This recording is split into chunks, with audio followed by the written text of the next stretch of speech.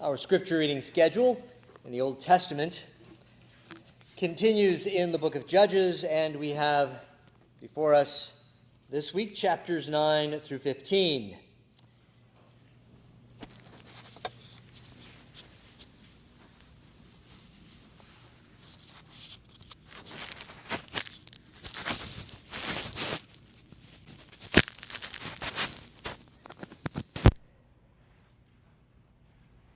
Last week,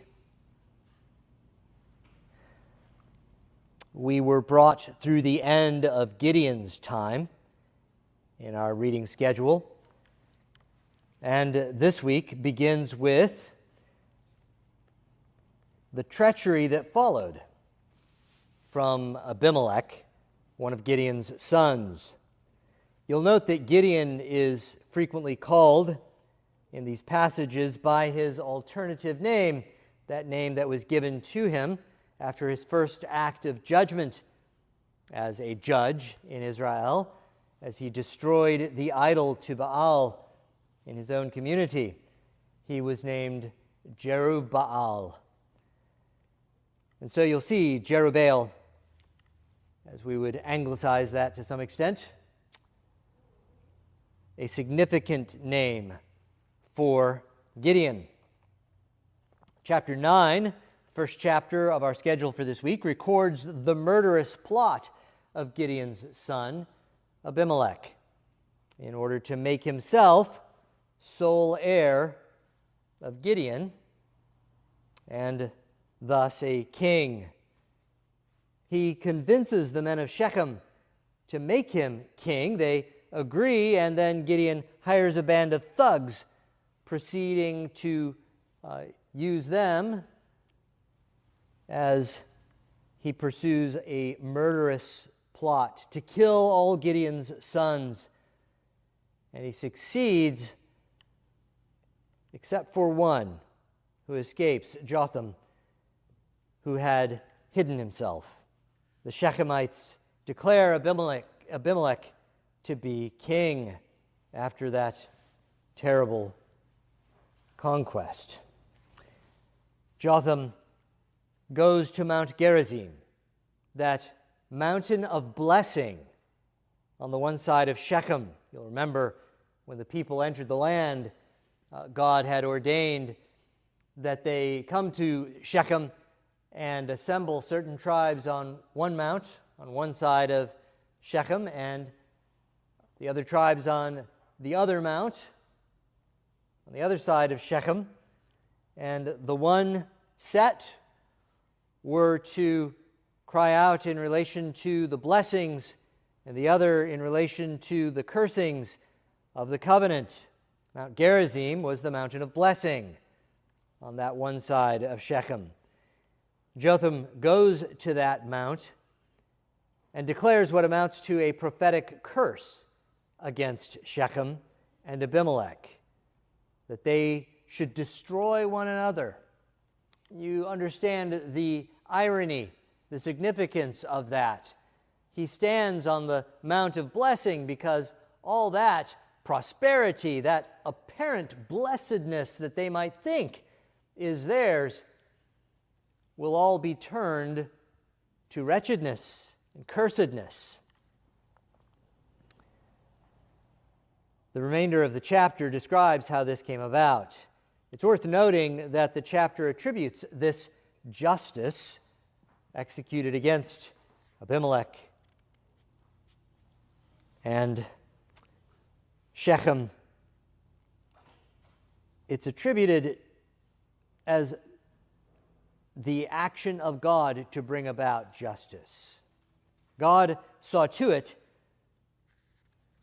that justice was executed, and in the process, an idolatrous temple stronghold, which had been erected in Shechem, is also destroyed.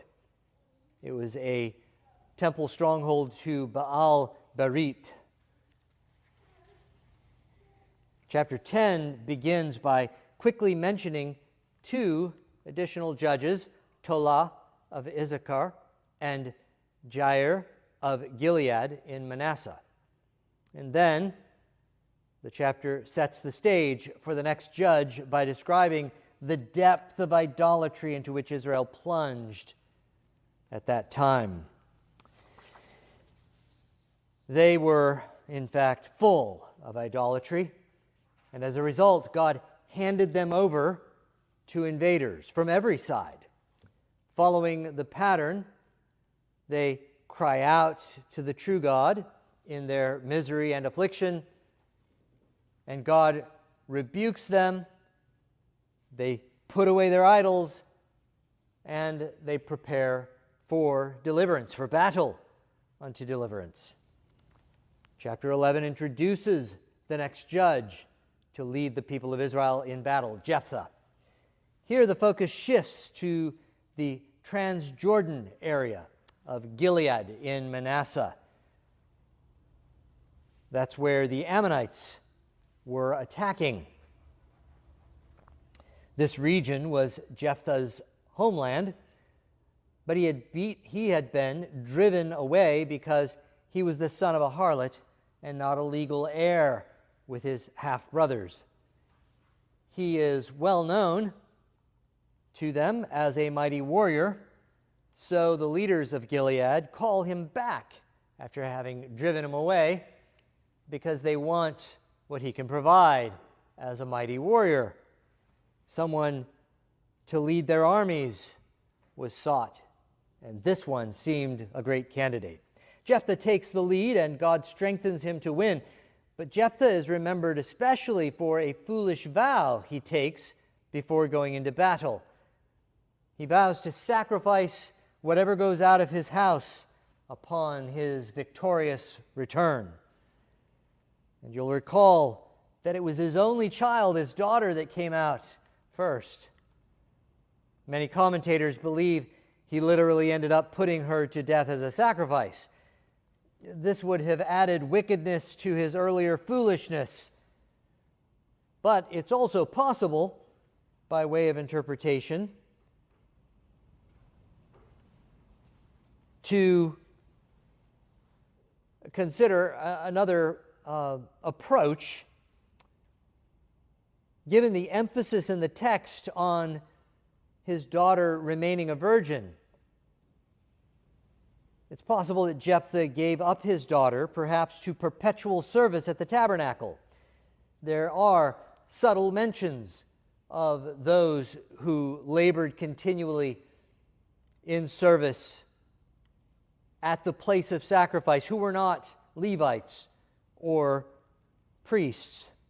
So it's possible that she joined those ranks and so gave up the ordinary calling of a daughter in Israel to marry and have children, being committed to perpetual service. We consider that there were provisions in Leviticus 5 for dealing with a sinful vow, and those aren't mentioned here. That doesn't seal the case for this different or alternative interpretation, but it is possible. If Jephthah had taken a sinful vow, those procedures in Leviticus 5 could have been carried out, because it would not be allowable to carry out a sinful vow. A vow to do what is sinful is not permissible. It is a sin in and of itself, and we may not multiply sins. That's why those procedures are given in Leviticus 5. Either way, Jephthah's foolishness results in tragedy, even in the midst of victory. The narrative is highlighting the increasing failures of the people and the judge of the people as the narrative proceeds. Chapter 12 begins with continuing the history under Jephthah as Ephraim finds out about the great victory across the river against the Ammonites, and the men of Ephraim are angry that they were not given the opportunity to join in the fight, and so they declare war against Gilead of Manasseh. However, in that pursuit, Ephraim is soundly defeated. And again, we should note the decline that's being recorded here. It's not just a record of successive events and battles. The point is being made that there is a continued decline in the people. Earlier we saw internal and ungodly strife within Israel under Abimelech, the son of Gideon, where he acts murderously and gets allies to destroy all of the heirs of Gideon. So there is bloody conquest amongst those who are Israelites. But now here that's expanded between tribes, as one tribe rises up against a portion of another, fighting against one of the judges, and that for ungodly reasons. The sinful mess is being brought forward in the narrative, even in the midst of victories, so that we can see the decline of the people. Chapter 12 concludes by quickly running through three more judges: Ibzan of Bethlehem, Elon of Zebulun, and Abdon of Ephraim. We should be mindful in this sacred narrative of those sins, as we've mentioned before, that we can find in our own walk and even in the corporate people of God, where there may be granted by God victories. Those can be tainted, corrupted by reason of a lack of piety on our part. God may grant an overcoming, and yet we may see that in that victory we continue careless about sin. There can be in one victory for the church, yet deepened disunity and casting off of the church's greater calling. It is necessary for us to consider these things and to be sensitive to sin, mindful, thoughtful in the pursuit of victories in Christ, appointments in God's kind provision. May they be accompanied with deepening piety, not a deepening arrogance and carelessness with regard to sin and strife. Chapter 13 begins the lengthy account of Samson. The cycle had begun again. Israel was under the heel now of the Philistines. Samson is raised up from the tribe of Dan, and he's unique as a judge in several ways. He is appointed even before his birth. Indeed, his birth was announced to his parents by the angel of the Lord.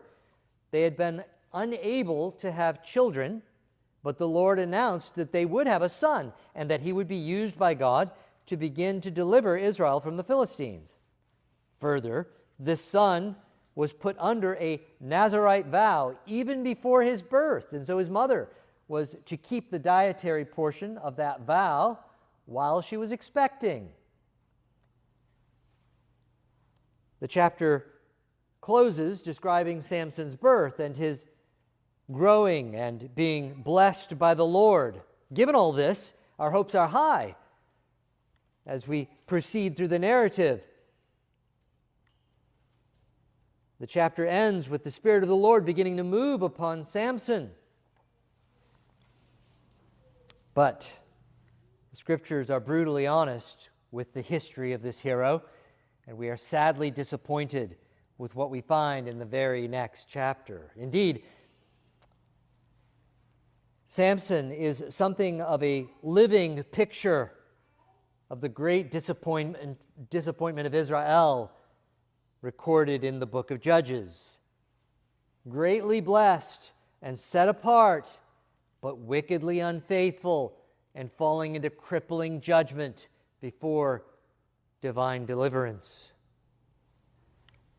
In chapter 14 and 15, Samson's sinful interest in foreign women particularly Philistine women, leads to further sins on his part, but also continued exploits against the Philistines. And again, as Samson is kind of a living embodiment of this wretchedness of Israel, they're set apart by God. They're sacred and special, and yet they're careless with that sacred calling, and they handle, as it were, that which makes them unclean. They pursue, as it were, romantic relationships with pagans, which contaminate their pure service to the Lord. Samson embodies all these things. He lives, as it were, a life of a parable of these things. We'll see that all these exploits and the careless neglect of his calling, all these things come crashing down in chapter 16 of next week's schedule. For this week, I wish to read in your hearing Judges 9. This lengthy account of Abimelech's rise and fall is punctuated at the end with the inspired declaration that God brought about temporal judgment, temporal justice. He repaid the wickedness of Abimelech and all the men of Shechem. And we are reminded that the Lord is just in all his ways. He still brings temporal judgments in this life upon the wicked. But even when we do not see that judgment, we know he always brings that justice in eternity. With these things in mind, let us stand together, and I'll read in your hearing Judges chapter 9.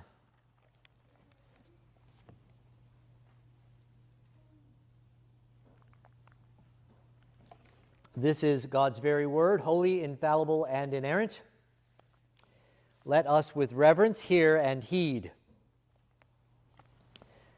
Judges 9 at verse 1. Then Abimelech, the son of Jerubbaal, went to Shechem, to his mother's brothers, and spoke with them, and with all the family of the house of his mother's father, saying, Please speak in the hearing of all the men of Shechem. Which is better for you, that all 70 of the sons of Jerubbaal reign over you, or that one reign over you? Remember that I am your own flesh and bone. And his mother's brothers spoke all the words concerning him in the hearing of all the men of Shechem. And their heart was inclined to follow Abimelech, for they said, He is our brother. So they gave him 70 shekels of silver from the temple of Baal-berith, with which Abimelech hired worthless and reckless men. Then they followed him. Then he went to his father's house at Ophrah and killed his brothers, the 70 sons of Jerubbaal, on one stone. But Jotham, the youngest son of Jerubbaal, was left because he hid himself. And all the men of Shechem gathered together, all of Beth Millo, and they went and made Abimelech king beside the terebinth tree at the pillar that was in Shechem. Now when they told Jotham, he went and stood on top of Mount Gerizim and lifted his voice and cried out. And he said to them, Listen to me, you men of Shechem, that God may listen to you. The trees once went forth to anoint a king over them, and they said to the olive tree, Reign over us. But the olive tree said to them, Should I cease giving my oil, with which they honor God and men, and go to sway over trees? Then the trees said to the fig tree, You come and reign over us. But the fig tree said to them, Should I cease my sweetness and my good fruit, and go to sway over trees? Then the trees said to the vine, You come and reign over us. But the vine said to them, Should I cease my new wine, which cheers both God and men, and go to sway over trees? Then all the trees said to the bramble, You come and reign over us. And the bramble said to the trees, If in truth you anoint me as king over you, then come and take shelter in my shade. But if not, let fire come out of the bramble and devour the cedars of Lebanon. Now therefore, if you have acted in truth and sincerity in making Abimelech king, and if you have dealt well with Jerubbaal and his house, and have done to him as he deserves, for my father fought for you, risked his life, and delivered you out of the hand of Midian, but you have risen up against my father's house this day, and killed his 70 sons on one stone, and made Abimelech, the son of his female servant, king over the men of Shechem, because he is your brother. If then you have acted in truth and sincerity with Jerubbaal and with his house this day, then rejoice in Abimelech, and let him also rejoice in you. But if not, let fire come from Abimelech and devour the men of Shechem and Beth Millo, and let fire come from the men of Shechem and from Beth Millo and devour Abimelech. And Jotham ran away and fled, and he went to Beer and dwelt there for fear of Abimelech his brother. After Abimelech had reigned over Israel 3 years, God sent a spirit of ill will between Abimelech and the men of Shechem. And the men of Shechem dealt treacherously with Abimelech, that the crime done to the 70 sons of Jerubbaal might be settled, and their blood be laid on Abimelech their brother, who killed them, and on the men of Shechem, who aided him in the killing of his brothers. And the men of Shechem set men in ambush against him on the tops of the mountains, and they robbed all who passed by them along the way, and it was told to Abimelech. Now Gaal the son of Ebed came with his brothers and went over to Shechem, and the men of Shechem put their confidence in him. So they went out into the fields and gathered grapes from their vineyards and trod them and made merry. And they went into the house of their God and ate and drank and cursed Abimelech. Then Gaal the son of Ebed said, Who is Abimelech, and who is Shechem, that we should serve him? Is he not the son of Jerubbaal, and is not Zebul his officer? Serve the men of Hamor, the father of Shechem. But why should we serve him? If only this people were under my authority, then I would remove Abimelech. So he said to Abimelech, Increase your army and come out. Then Zebul, the ruler of the city, heard the words of Gaal, the son of Ebed. When Zebul, the ruler of the city, heard the words of Gaal, the son of Ebed, his anger was aroused, and he sent messengers to Abimelech secretly, saying, Take note, Gaal, the son of Ebed, and his brothers have come to Shechem, and here they are, fortifying the city against you. Now therefore, get up by night, you and the people who are with you, and lie in wait in the field. And it shall be as soon as the sun is up in the morning, that you shall rise early and rush upon the city. And when he and the people who are with him come out against you, you may then do to them as you find opportunity. So Abimelech and all the people who were with him rose up by night and lay in wait against Shechem in 4 companies. When Gaal, the son of Ebed, went out and stood in the entrance of the city gate, Abimelech and the people who were with him rose from lying in wait. And when Gaal saw the people, he said to Zebul, Look, people are coming down from the tops of the mountains. But Zebul said to him, You see the shadows of the mountains as if they were men. So Gaal spoke again and said, See, people are coming down from the center of the land, and another company is coming from the diviner's terebinth tree. Then Zebul said to him, Where indeed is your mouth now, with which you said, Who is Abimelech, that we should serve him? Are not these the people whom you despised? Go out, if you will, and fight with them now. So Gaal went out, leading the men of Shechem, and fought with Abimelech. And Abimelech chased him, and he fled from him, and many fell wounded to the very entrance of the gate. Then Abimelech dwelt at Arumah, and Zebul drove out Gaal and his brothers so that they would not dwell in Shechem. And it came about on the next day that the people went out into the field, and they told Abimelech. So he took his people, divided them into 3 companies, and lay in wait in the field. And he looked, and there were the people coming out of the city, and he rose against them and attacked them.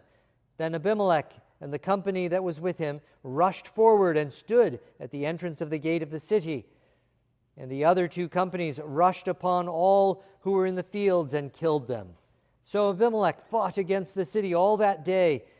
He took the city and killed the people who were in it. And he demolished the city and sowed it with salt.